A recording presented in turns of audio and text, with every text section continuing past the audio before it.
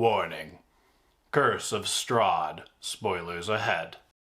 We rejoin Nala the Druid, Torin the Paladin, Zayli the Ranger, Badakas the Rogue, Zandala, and Boblia as they leave in search of this mysterious Barovia and the tyrant who rules it. Before they left for Barovia, Zayli, Torin, and Nala each received a missive from their respective guild. This missive contains a task for them to complete. In the case of Zayli and Torin, the Boros Legion is interested in knowing more about the mysterious tyrant. Their objective requires them to conduct reconnaissance and uncover ways to destabilize the tyrant's power. Nala's missive requires her to find and dispatch werewolves terrorizing traders who journey through the Western Forest. Vengeance and the goblins are left behind to guard the house and do whatever it is they do when the party is off adventuring. The 2 days of travel to the Western Forest are uneventful, but everything is eerily still, like the deep breath before the plunge.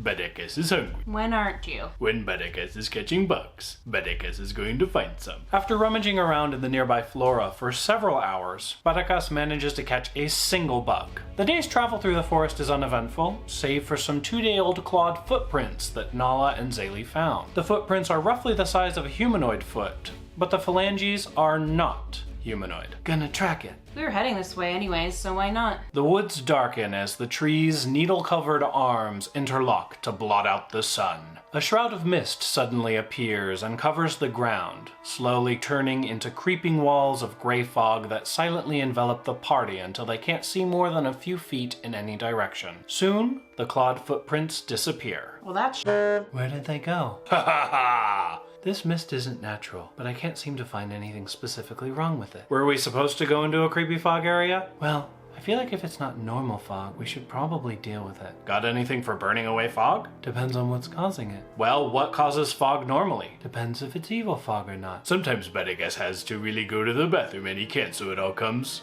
somehow. Badakas creates fog with his Maybe some other orifices. When it's really cold in the morning, fog comes out of Badakas' mouth. Well, if you guys don't mind hanging around for a little bit, I'm going to bring Hissy into this. Sure, go ahead. After 10 minutes, the familiar rush of wind and hooting heralds the summoning of Hissy, the celestial owlbear. But something is wrong. Hissy's form is that of a skeletal owlbear. Torin immediately pulls out his sword. What the f*** is this sh**? Why is she skeletal? Skeletal Hissy looks offended as much as a skeleton can appear offended. Hi, Hissy! Hissy greets Zayli by shaking her body, her bones rattling in a cacophony. Hey Torin, is that normal? Hey Hissy! No. Any ideas? Nope. Never seen this before in my life. This is probably because of the mist, right? If that is Hissy, Hissy should return all the gold so she can stop being a skeleton and have meat again. Badakas would take out his accordion in preparation for battle. Who are you fighting, Badakas? It is in case that is not Hissy. Badakas will fight with Badakas' accordion. And if it is Hissy, Badakas will entertain Hissy with Badakas' accordion. It is the magical accordion of many uses. It's definitely not a magical accordion. I mean, I just called her Hissy and she shook at me friendly. Oh, okay. Badakas will celebrate with Badakas' accordion. While you do that, I want to figure out what this fog is. What if Badakas wants to be a cool skeleton? When we deal with the tyrant guy, we'll see if this is still an issue when we come back. Down. Sounds like a plan. Okay, but what kind of skeleton would Badakas be? A meaty skeleton or a bony skeleton? There are multiple types of skeletons? Yeah, Torin. When you die and you have a lot of meat on you, you turn into a meaty skeleton. That's a zombie, Badakas. But when you die skinny, you turn into a bony skeleton. The party walks a few more hours in relative silence, watching the mist coalesce. The sky is darkened, as if the sun has been stolen away by the clouds. In the distance, a tall gate has risen through the twilight. Jutting from the impenetrable woods on both sides of the road are high stone buttresses looming gray in the fog. Huge iron gates, hundreds of feet high, hang on the stonework. 2 headless statues of armed guardians flank the gates, their heads lying among the weeds at their feet. They greet the party with silence. Doesn't seem ominous at all. No, totally fine. Just open the doom doors into the dead city. Let me take a look at these gates first. No reason to get ahead of ourselves. Zayli takes a moment to inspect the party's surroundings and the gates. Zayli can smell the faint stench of death wafting towards her from south of west, but cannot see any nearby corpses. Zaylee returns to the party and they head through the gates. Bedikus is not uncomfortable by the smell in any way. I assumed it would make you hungry. Butticus loves the smell of death. Tree trunks are unnaturally close to one another, and the woods have the silence of a long-forgotten grave. The party catches a very strong scent of death on the air. The foul scent leads the party to a human corpse half buried in the underbrush, about 15 feet from the road. The young man appears to be a commoner and has obviously been dead for several days. He holds an envelope in one hand. Bedikus would do nothing to help or consume the dead human. He was killed by wolves. Based on the number of bite marks, it's a pack no smaller than 10. But they didn't eat him? Bad wolves mean chunks of meat Bedikus can have. Boblia starts growling. Nala picks up the letter. It reads, Hail thee of might and valor. I, the burgomaster of Barovia, send you honor with despair. My adopted daughter, the fair Irina Kolyana, has been these past nights bitten by a vampire. For over 400 years, this creature has drained the lifeblood of my people. Now, my dear Irina languishes and dies from an unholy wound caused by this vile beast. He has become too powerful to conquer. So I say to you, give us up for dead, and encircle this land with the symbols of good. Let holy men call upon their power that the devil may be contained within the walls of weeping Barovia. Leave our sorrows to our graves, and save the world from this evil fate of ours. There is much wealth entrapped in this community. Return for your reward after we are all departed for a better life. Kolyan Indirovich, Burgomaster. I guess someone's feeling morbid. As Nala puts the letter away, the howling of wolves can be heard in the distance. The wolves are feeling cranky. Hey, you guys! Bedikus thinks something is coming for us. Looks like we're going to have a party. Bedikus will eat wolf. Do you want to just climb some trees and then throw things down at them since they're wolves? Sounds good to me. Actually, that sounds like an excellent idea. Bedikus remembers getting iced by a few porcupines. You got murdered by one porcupine. In Bedikus's defense, there were a lot of porcupines and they were vicious and bloodthirsty and had teeth. Can someone bring Boblia into a tree, please? Torin hoists Boblia onto his shoulders and starts climbing up a tree. If and when the wolves get here, should we attack them or let them do their thing and go? Let's have Nala talk to them. I was going to say, I have that ring of animal friendship. Bedikus is hungry. If they killed this guy viciously and didn't eat him, either they're under some sort of compulsion or evil wolves. But let's see if we can't get anything out of them. Not long after Nala finishes speaking, 5 huge wolves come out of the surrounding forest area. The wolves, knowing they can't climb trees, head over to the corpse and begin aggressively ripping into it. Wow, Bedikus agrees with the wolves. They look delicious. All you, Nala. Nala uses a charge on her ring to cast Speak with Animals. Hello, friends. Can one of you come speak to me? One wolf looks up and says, It has the audacity to speak to us? Can't figure out what you need if I can't speak to you, though. Come down from the trees and go down the road to the village. Why? Because if you do not, you will be eaten. Well, that's a little rude. Why are you eating people? Aren't there easier things to hunt? People are tasty. Bedikus agrees. Bedikus can also speak wolf in Bedikus' spare time. Well, what's to stop you from eating us when we get down from the tree and go to the village? We don't eat people who go further in. We eat people who go away. Why is that? He commands it. Who's he? The Dark Lord. Oh, very frightening. And have you always been listening to this Dark Lord? Without question. Since you were born? Since before I was born. Did he bring you into being? He did. Okay, that's fair. I might listen to him too, in that case. Ask them how far away further in is. You can find Barovia a couple of miles in. Bedikus is down. Ask the wolves if human meat is available. There's human meat right there, Bedikus, but sure. The wolves have mostly demolished the commoner's corpse and are watching the party. Are we likely to encounter more dead bodies along the way? Count on it. Bedikus is down to make friends with the wolves. Yeah, I don't think they're friendly, bud. I guess we can go. We can blast the wolves if they get too friendly. Sounds good. Having declared their intent to go further into Barovia, the party comes down from the trees. The wolves watch carefully, but make no move to attack.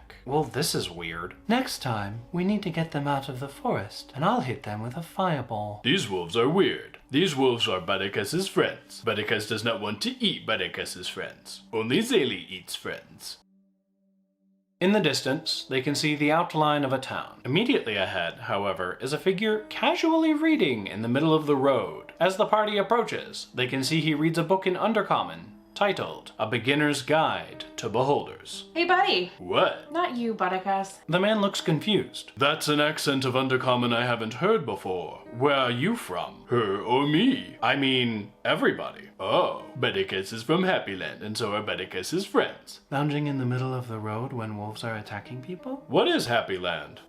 It's a place with a sewer where Bedicus can throw things into it. What's a sewer? It's a city where people dig holes and all the nasty water can go down so they don't have to swim in each other's waste. Ah, we don't have that here. So you just swim in each other's waste? I guess you could say that. Why don't you get a few slaves and dig up a few sewers? It's always nice to have a place where you can get rid of things. What brings you here to the humble land of Barovia? Bedicus was coming here following a few wolves. They promised to meet, apparently. Huh. As Bedicus was saying, Bedicus was told there was going to be human meat here. Who are you? Well, information for information. Who are you? There are 6 of you, and 1 of me. Why don't we trade 3 names for mine, and I'll get the other 3 later. Bedicus's name is Bedicus Edicus, owner of Sakarab. Pleased to meet you, Bedicus. Bedicus does have to ask, are your humans free-range humans, or do you have them in cages? I personally don't own any humans, but it depends on where you travel. Ah, okay. Zandala looks nervously at Zaylee and whispers, "Is this a good idea? Probably not, but what do we do? Should I introduce myself? Why don't you hold back? I'll introduce myself. I feel like my identity is less risky. Do we even want to deal with this guy? He's suspicious as but he hasn't given us any reason to either like or dislike him. Bedicus thinks he's a nice guy. If he's panhandling that hard for information exchange, then I don't trust what he wants to do with it, if that makes sense. Suspicious duck.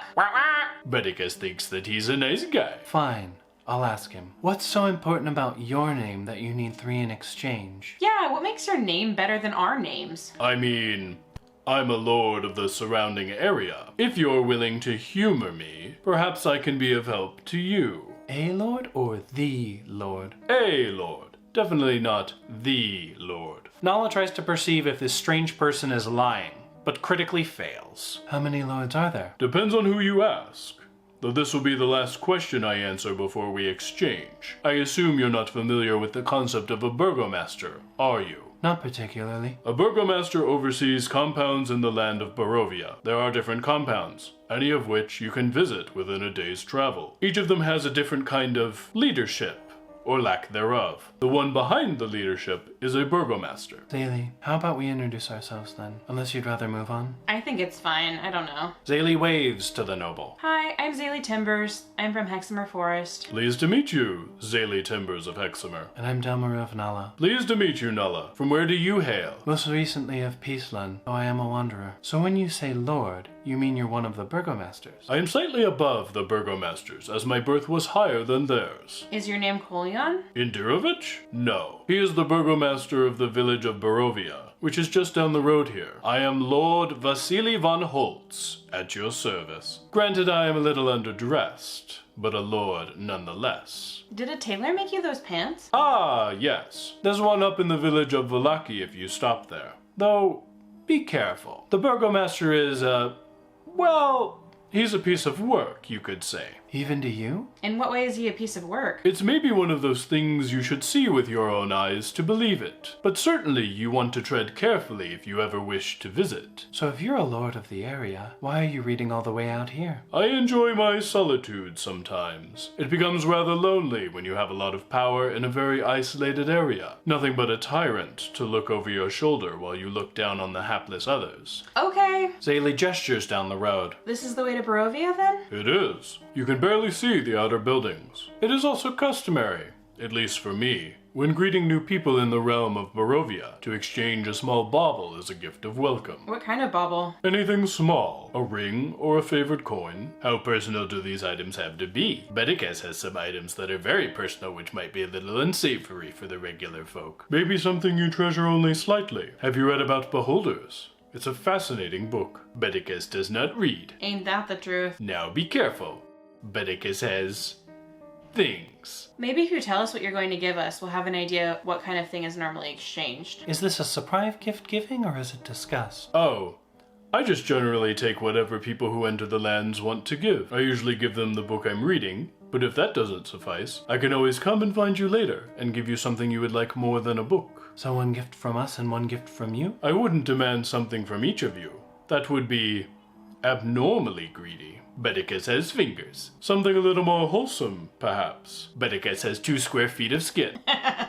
Ah, yes. No more wholesome than the fingers. Bedicus is thinking of personal items Bedicus can present to Vasily. Hey Zayli, do you want to give him that certified urn? Bedicus has dust of sneezing and choking. Bedicus has a vial of acid if you prefer that. Do we want to give a stranger a lich urn? It's not cursed, remember? You got it certified and everything when we saw the jeweler. That's true. I mean, I have a skull necklace or something like that. I don't know. It's up to you, Nala. If you feel fine giving it to him, it's fine. I mean, do we have anything more reasonable? Hey, I've got something for you. Do you have a signet ring? Naturally. Why do you ask? I'll trade you my signet ring for your signet ring. You're gonna give him your signet ring, Torin? Just play along. I'll tell you later. Bedicus can also present several feet of parchment. I got it covered, buddy. Curious. Okay. Bedicus will put away Bedicus's 2 square feet of human flesh. What is wrong with you, Bedicus? It's skin. It's useful and you can ride on it. Did you get it tanned or is it rotting? Preserved skin. You can use it as parchment. Torin walks over to Vasily and extends his signet ring. Vasily removes his own signet ring and the two exchange. Ah,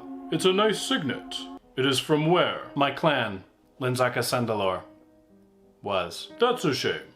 I'm sorry to hear that. Vasily tosses Torin a silver coin. Here, why don't you go get a drink at the village of Barovia and have one on me? Or several. AKA, f off, go get drunk. Pretty much. Everybody get drunk! Well, if you decide you need something, I'll be around. Otherwise, have fun and do whatever it is you do. Thank you, Vasily. Heading towards the village of Barovia, Vasily slowly fades from sight. Zayli suddenly rounds on Torin. Torin, what the f was that? You know Nala can scry, right? Yeah? We can keep an eye on where he is, and I wanted something that for sure belonged to him. I figure that if we're going to trade items of equal value, the signet ring is basically useless to me anyways. Might as well have his. Okay. Speaking of, hey Nala, do you want the ring since you're the only one here who can scry? Or do you want me to hold on to it and ask you to scry? Sure, I'll take it. Not much of a ring, but here we are. Vasily's signet ring is profiled with a strange insignia. I've studied the many nobility living in Vlahiodela, but I don't recognize this insignia. This guy is sketchy as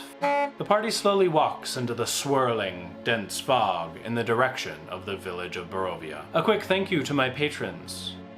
And thank you all so much for watching. If you enjoyed this video, please hit that subscribe button, smash that like button, share this video on your social media platforms like Twitter or Facebook, and please consider becoming one of my patrons on Patreon. I'll see you all next time.